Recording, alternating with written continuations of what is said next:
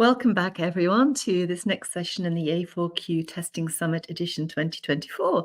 I'm delighted to have with me Alexander Bremer. He's given me permission to call him Alex, who's going to talk about frameworks and the context of different frameworks. I'm not going to carry on speaking too much. I just want to hand over to Alex so he can get going, because I know it's going to be of interest to a lot of you.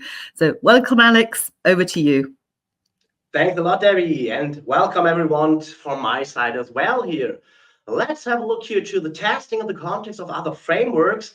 Is it here an unnecessary add-on or a crucial capability? Yeah, in the next half an hour, I want to have a look with you together into 4 different other frameworks. How can we combine it here with ISTQB and software testing?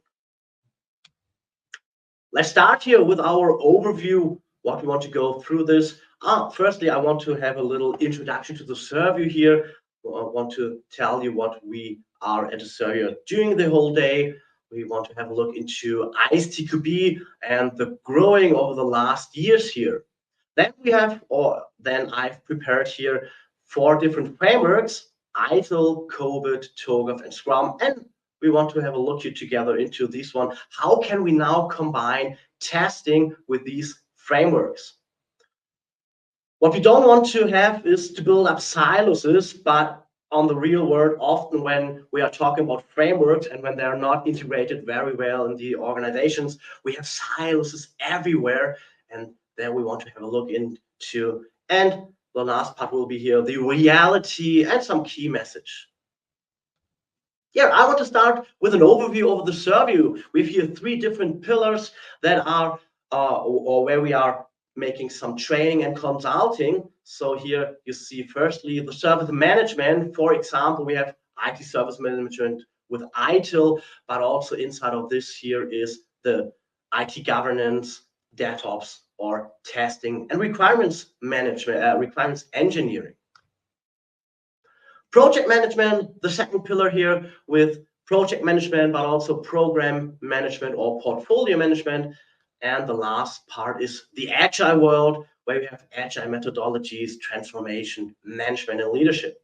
What you see here is, beside the upskilling, as I already said, we have also some consultants here. So we are combining both the theoretical world with the real world. So we are not only making some trainings happening, but also we are helping the companies to get these frameworks running in the organization.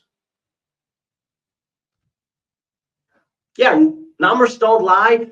Let's have a look into the growth of ISTQB. First of all, ISTQB is the leading certification and the certification agency for testing professionals. And when we are looking back into the last years, the demand for not only this certification, but certification in general is strongly growing. And from 2021, where we talked about the ISTQB 3.1 foundation, we have 324 participants in this year, growth in the next year of 30%, and then between 2022 and 2023, we also have a growth in 45% of participants. So last year we have 617 people that are going into ISTQB.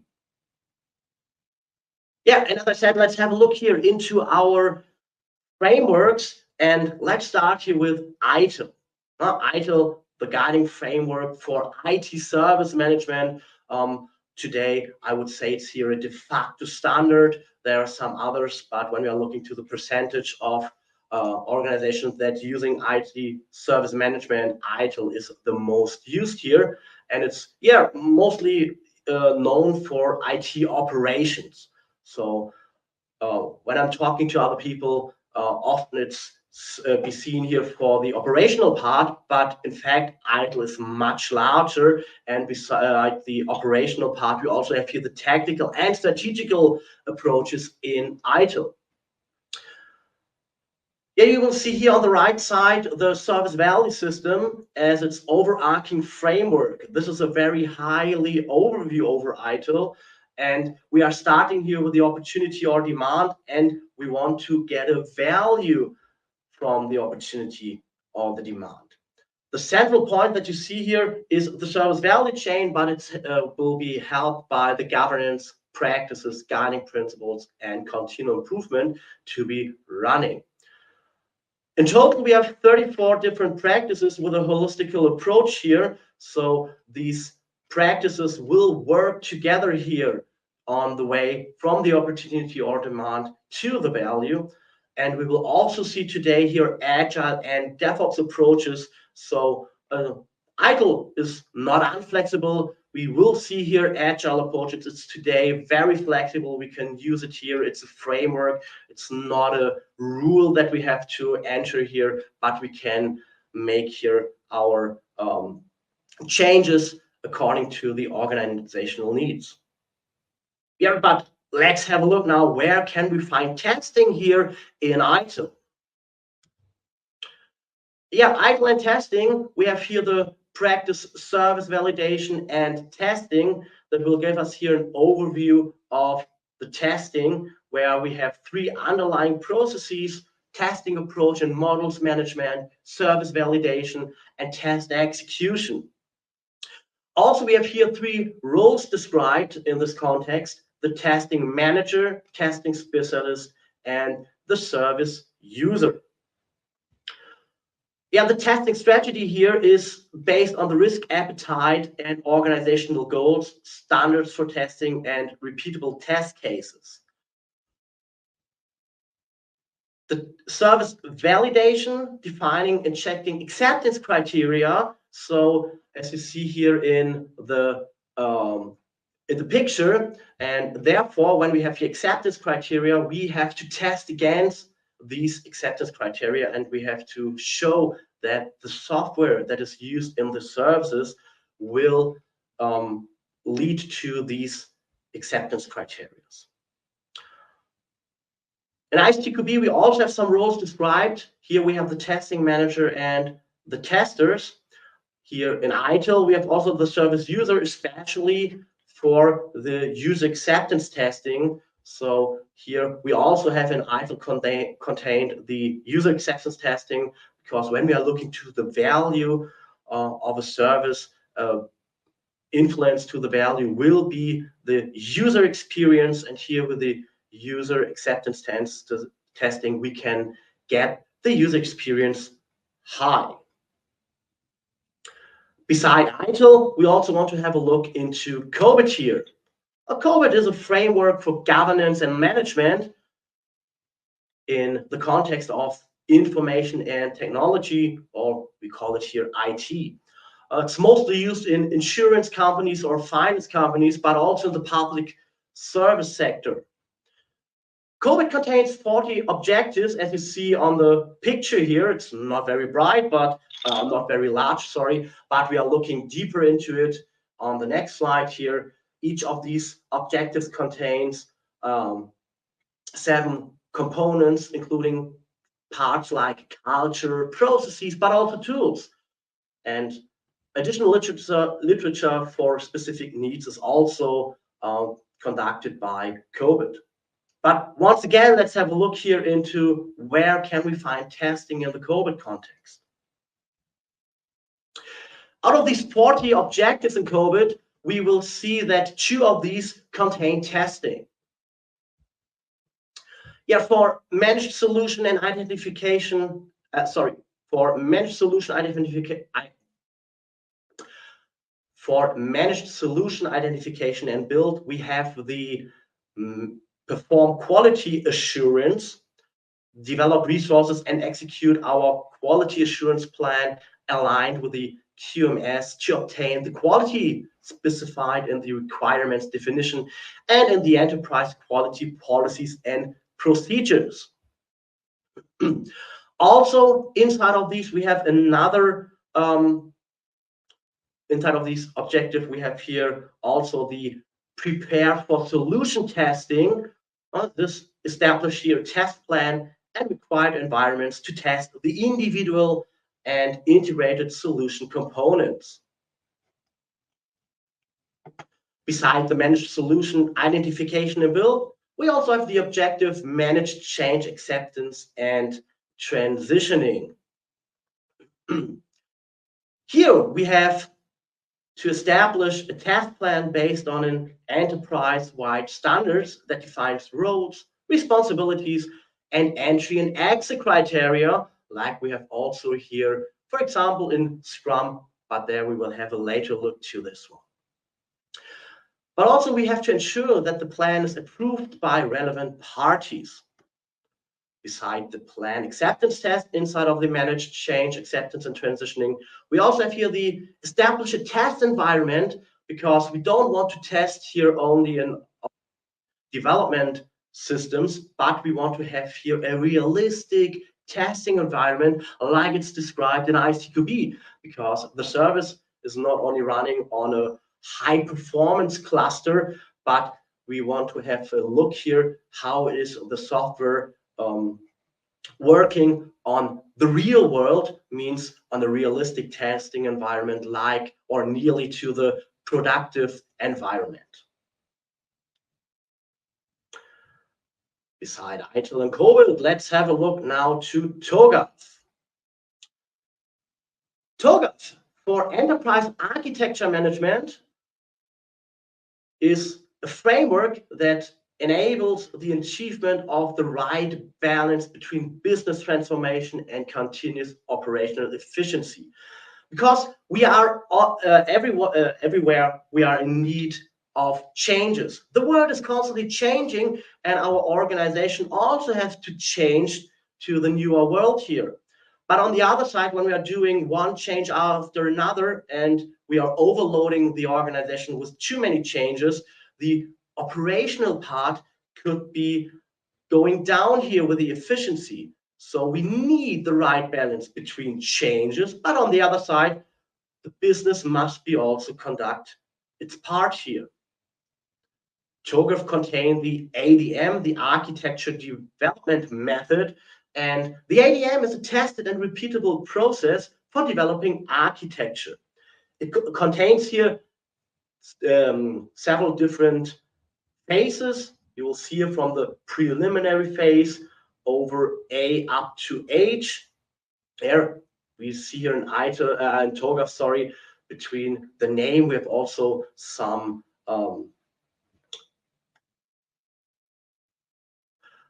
so from the preliminary phase up to the architecture change management, we will see here different phases, especially in the information system architecture on phase C and the implementation governance of phase G.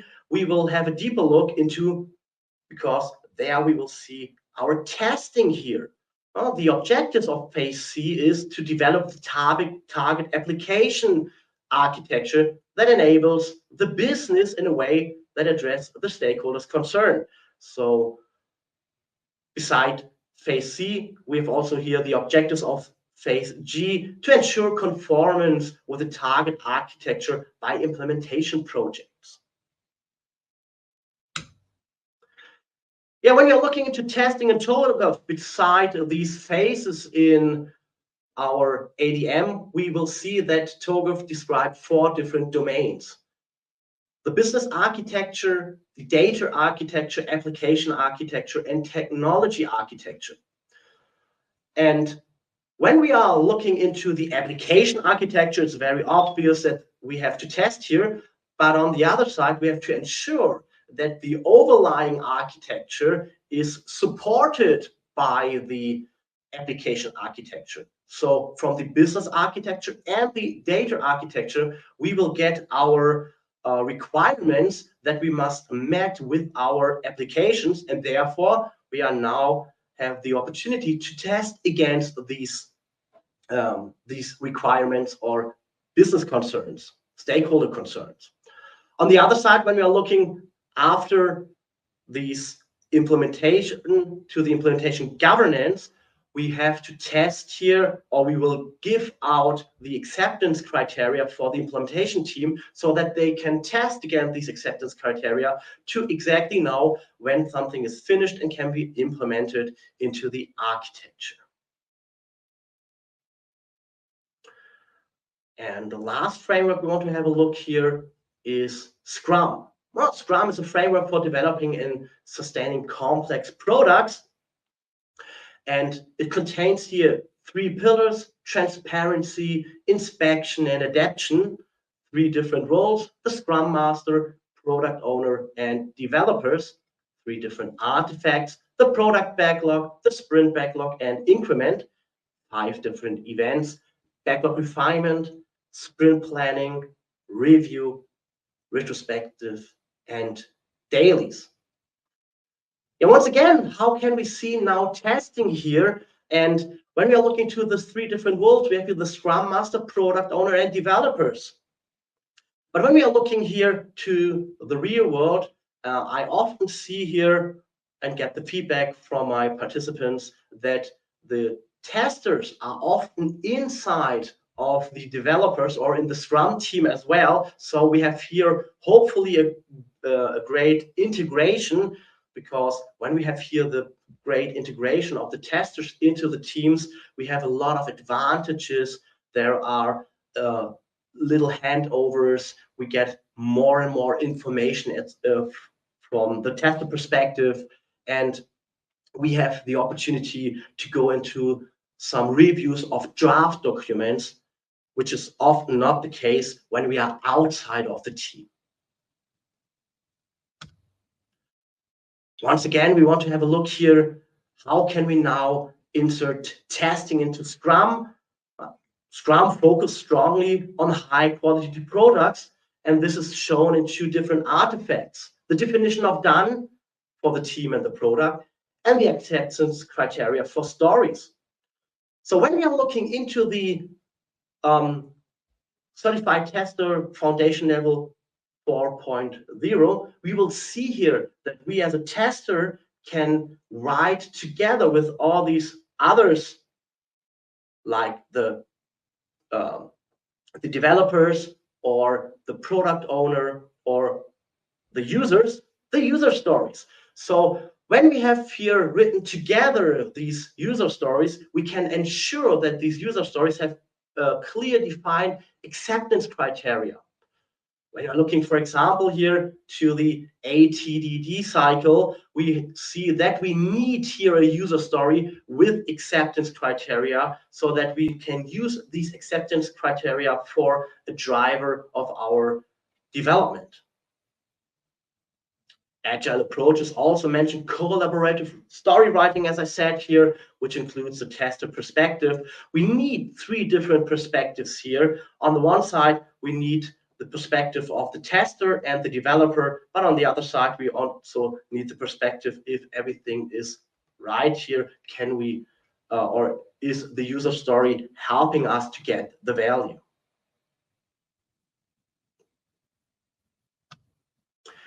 Yes, you see here, all these frameworks can create a silo, silos everywhere.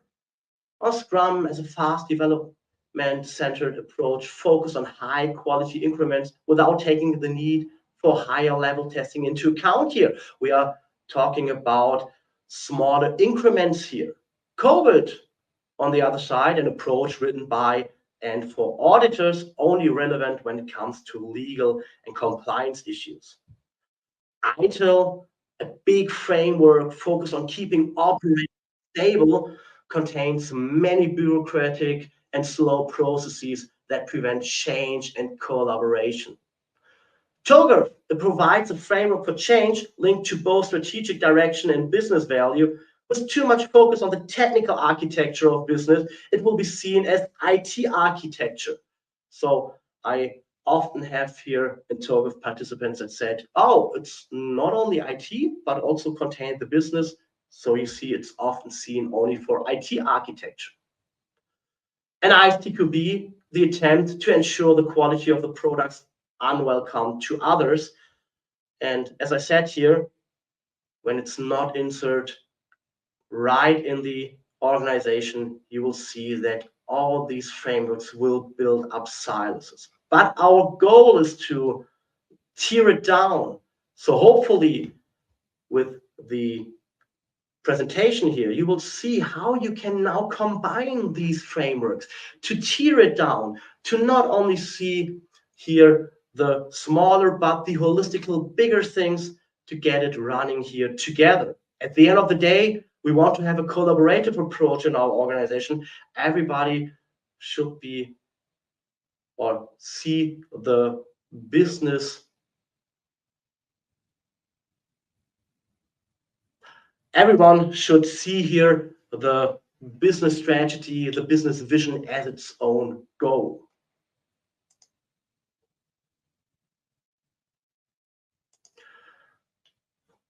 What is the reality today when we are looking into COBIT? Well, the objective managed solution identification and build clearly describes unit integration and system testing. So in reality, when COBIT is used right, we have here testing inside of it. The objective managed chain acceptance and transitioning covers, among others, acceptance testing in a realistic testing environment. So a second objective where we have testing inside. When you're looking today into Scrum, development teams should have the necessary skills to turn sprint backlog into a releasable increment at the end of the sprint, including testing. So what will happen when we are release the increment without testing it here?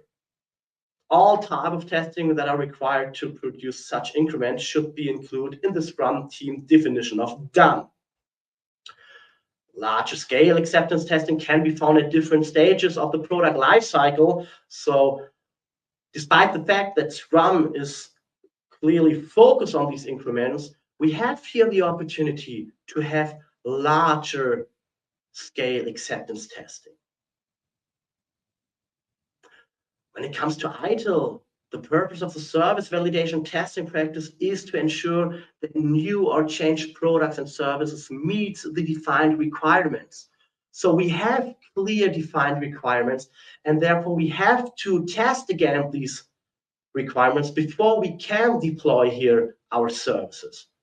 The definition of service value is based on input from customer, business objectives, and regulatory requirements. So you will see here, we have different sources of acceptance criteria. These inputs are used to establish measurable quality and performance indicators that support the definition of assurance criteria and testing requirements. And TOGAF provides a sufficient view for of the organization to manage complexity, support continuous change, and manage the risk of unanticipated consequences. And therefore, you will see, to get here or to manage the risk properly, to get here rid of unanticipated consequences, we are in need of testing. The testing with the help of ISTQB will help us to minimize here these consequences.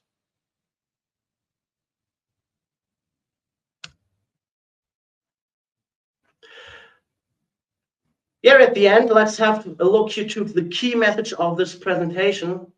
Testing is a central competency in all major frameworks, of which we eliminated 4 very different ones in this presentation. But when we are looking to other, we also have here testing as a crucial part. Understanding one's own line of work is great.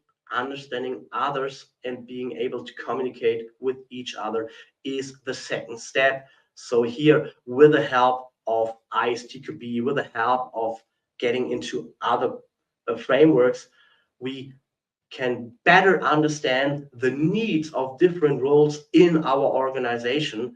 So it's often very good to not only focus on your own role, on your own environment, but also have a look to the others. With the help of these frameworks, we can get rid of these silos. When we are aware what our other parties are in need of, we can get work, or we can work here better together. Yeah, hopefully we will see us in training here.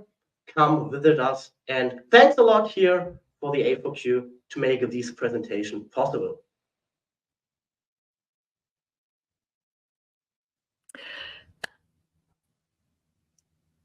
Hello, Alex. Oh, thank you so much. Thank you. Do you know, it was really interesting to see a comparison of the different frameworks, and I thought very useful to put testing into the context of those frameworks. Indeed, the holistic view of the team and the collaboration working together, I thought came across very strongly there. Kenza, can I just ask if we have questions here for Alex?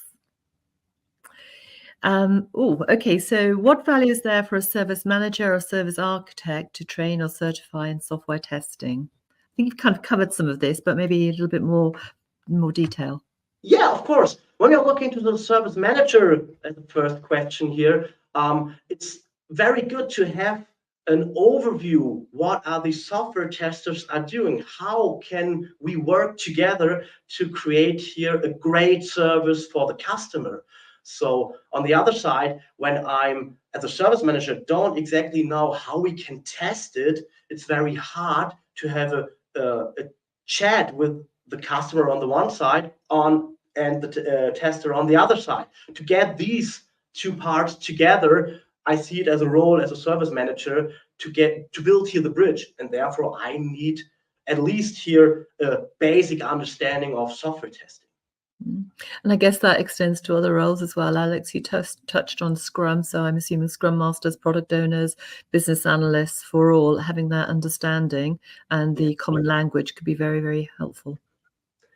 Yes, and the same goes for the software architect here. So when it comes here to a software that will or that should help the business, without knowing here how to test it, it's very hard. Once again, I see here the software architect as a bridge builder to get the needs from a business that is not often written in a way that we directly test it, but with the help of the software architect as a representative of the business, getting into a deeper chatting with the testers, as you said here, the terms, the terminology, and so on is very, very helpful. Excellent. Do we have another question here? Are there points of contention between approaches, I guess methods, processes within the different frameworks that should be considered, and I guess particularly in respect to testing? Yeah, I would say sometimes we have here the same terms with a slightly different definition. So it's every time very good, not only in context of the framework, but also in the context of the business, to make here a list what is the definition inside our company for a specific work. Otherwise, it could be possible that we are talking to each other and everyone is clear about it, but has its own definition, and we're working against each other, unfortunately, but this should not be the case here. Perfect. Well, I think we're coming up to time. So thank you so much, Alex, for your presentation and some things there to consider. For everybody who is watching, please stay tuned. We have more sessions to come, which I know are going to all be very excellent. And don't forget that we're going to have a vote for our best presenter. So we'll give you some details about that shortly as well, I'm sure. Once again, thank you so much, Alex. Thank you. Thanks again.